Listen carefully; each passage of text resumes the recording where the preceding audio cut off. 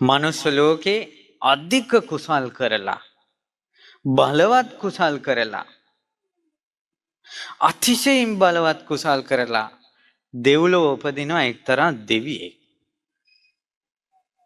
ඔහු අධිකව කුසල් කරපු කෙනෙක්. කොච්චර අධිකව කුසල් කළාද කියනවා නම් ඔහුගේ කුසල් බලයෙන් බ්‍රහ්මයන්ගේ පටන් සියලු දෙනා ගන්න පුළුවන් අල්ලට. ඔහු ඒ දෙව්ලොව ඉපදුනාට පස්සේ අතිශයින් චිත්ත විපරීත වුණා. දෘෂ්ටි විපරීත වුණා. ඔහුට කියනවා මාරයා කියලා. පව් කරලා ඉපදිච්ච කෙනෙක් නෙවෙයි.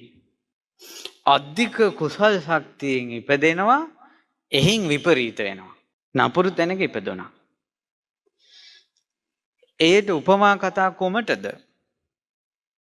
පින්වත් මහණෙනි, මිත්‍යා දෘෂ්ටිකයාට උපත් දෙකයි. නිරේ හෝ තිරිසන් ලෝකේ. මිත්‍යා දෘෂ්ටිකයා උපදින්නේ නැහැ මිනිස්සෙක් වෙලා. එහෙනම් මනුලෝ ඉපදුන සියලු මිනිස්සු උපදින්නේ කුමක් මුල් කරගෙනද? සම්මා දිට්ඨියක් මුල් වෙලා.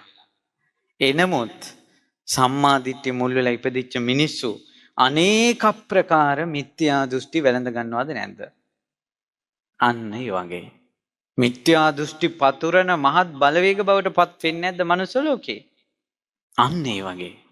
ඒ නිසා ලෝකාධිපති කෙනාට පුළුවන් තමන්ගේ බලය වැඩි නිසා බ්‍රහ්මයෝ අල්ලන්න පුළුවන්. දෙවියෝ අල්ලන්න පුළුවන්. සියලු සේනා අල්ලන්න පුළුවන්.